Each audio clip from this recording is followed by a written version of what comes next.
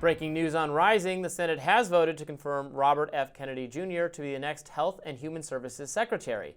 As with Director of Intelligence Tulsi Gabbard, the vote was mostly along party lines. Mitch McConnell was the sole Republican once again to vote against Kennedy, as he was for Tulsi Gabbard.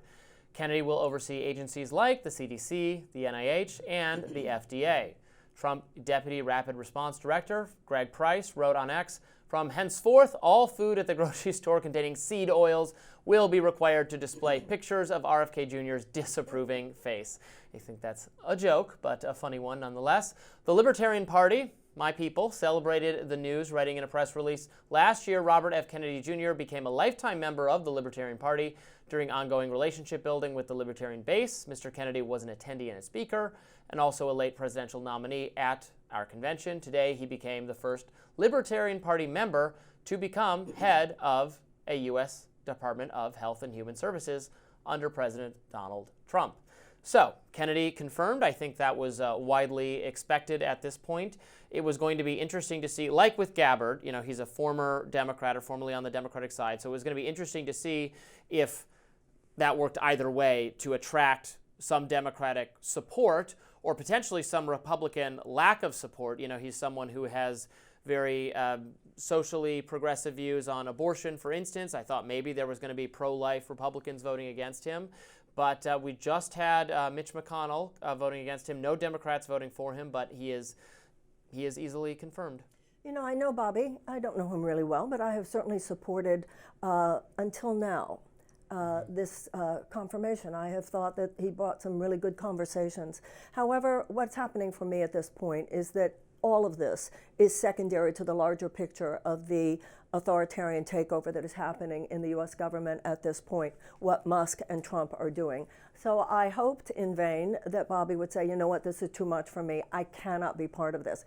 I happen to know about a meeting that he had with the U.S. senator in which the senator said, okay, so fine about your health views. What if Trump stages an all-out autocratic takeover of the U.S. government? What would you do? And reportedly, Kennedy said, well, he's the president. I can't go along with that. We need some American patriots at this time to say that what is happening is illegal, it is unconstitutional, and it must not stand. No man is meant to be above the law, regardless of that horrible decision by the Supreme Court.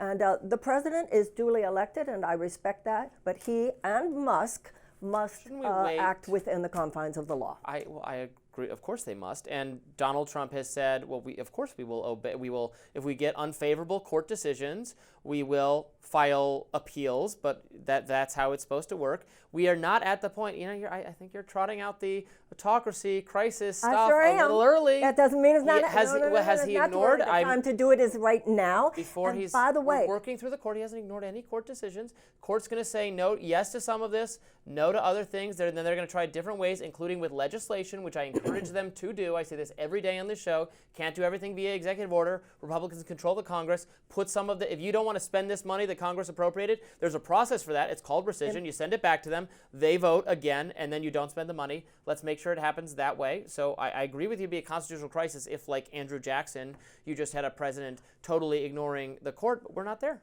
But Robby, that is what J.D. Vance has already said that he wants President Trump to do. J.D. Vance has already signaled, he has said that he hopes that he will act like Andrew Jackson and saying, I don't care what the Supreme Court said. So this is the issue. So if if the judiciary does go back on various issues and say to Donald Trump, you can't do that. If Donald Trump says, well, make me, these judges work basically for Pam Bondi under the Department of Justice, and that is a concern that so many of us have. And anyway, I don't think that, you know, you say you wanted RFK Jr. to more forcefully denounce Trump. If he does that, then they would just put someone else in that position who, wouldn't you likely to be, you know, further from your own views? Isn't it, you know, from a progressive standpoint, wouldn't you rather have RFK Jr. in there than somebody else? I think he's made his point, and I think it's some really good points about health in America, and about prevention, and about pharmaceutical companies, and about food companies. And I would assume that if someone else had been chosen, it would have been along that line. Yeah. But I think it would have been a very big moral statement. We need American patriots right now to simply say that what Musk is doing and what Trump is doing in cahoots with him in terms of the takeover of these agencies is both unconstitutional, undemocratic, and un-American. And we all have to stand up and say it. And I guess, if you agreed with me, you would say it, wouldn't you? Certainly. Well, and if Trump does things I don't think are correct, I would criticize him. I do criticize him periodically. I criticize Elon Musk periodically. When they were going through, for instance, the USAID spending, and they said, oh, we found all this, spending on media. I'm like, well, that was for Politico specifically. I'm like, well, they're paying for, the government was subscribing to the product. That's not the same thing as like a direct subsidy. And I disagree with him. And I had a bunch of MAGA people screaming at me incoherently on social media for days, but that's the way I feel. So I just say what I think. But broadly, I agree with the effort. I think it is very difficult to grapple with this multi-headed hydra of the federal government. I think the federal government doing so much and being so powerful and having so many agencies and so many employees is bad for efficiency, is bad for the economy of the United States of America, and I want to return more money to the people. I want to do it constitutionally and legally and through the legislative process. And I share your concerns about Elon Musk's, the criticism I agree with the most is the conflict of interest part, because it is obviously true that he has massive government contracts, and that is difficult to grapple with. That said, he acquired Twitter, and every liberal person said, oh, you fire 80% of the employees, it'll never work. He fired 80% of the employees, and it works just fine. If you could do the same thing with government, my God, the savings. Okay. I'm salivating. Salivating, Marianne. There is, well, I'm glad for you that you're salivating. Hear me out.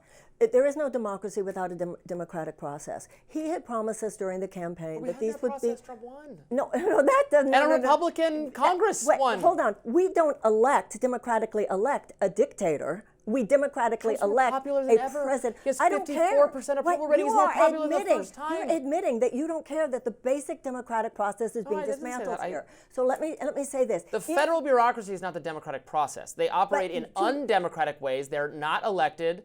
They exist. There's continuity in them from one administration to the next. We're not.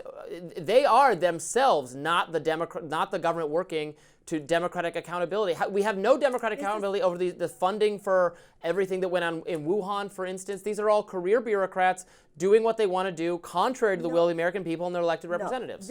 That's what we're hollowing out. Programs and agencies that were established by Congress. Congress is a co-equal branch of the U.S. government. Yeah. I wish Congress felt that way.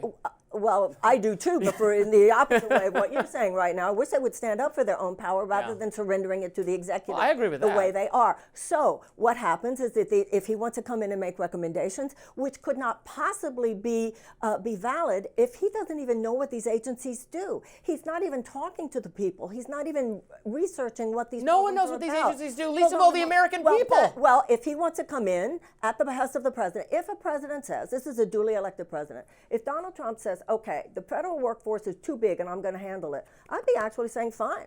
He said, I'm going to have a board that recommends changes. Okay, so you go back, you investigate, you talk to the inspectors general who are there, put there by Congress to oversee. You talk to them, you talk to the people in the agencies, you actually investigate, then you go to Congress, you set up commissions, and you thoughtfully and deliberately decide where you're going to cut. They are rather, by just decree, going in a matter of hours, just removing, deleting programs, deleting pages and websites, particularly areas that had to do with places where Elon Musk himself was being investigated by inspectors general. No, I'm sorry, this is not the way things are supposed to happen in a democracy. It's the way they happen in an autocracy. And this is what Donald Trump is modeling himself after, the Viktor Orbáns of the world that he thinks are such great men. He doesn't even understand that the word political strongman is not a compliment when it comes to politics. So we're going to stand up, Robby. We're going to stand up. Well, we'll see. You let us know what you think about this subject. Are you excited for RFK Jr. to take the helm at HHS? Lots more to discuss today on Rising. Stay tuned.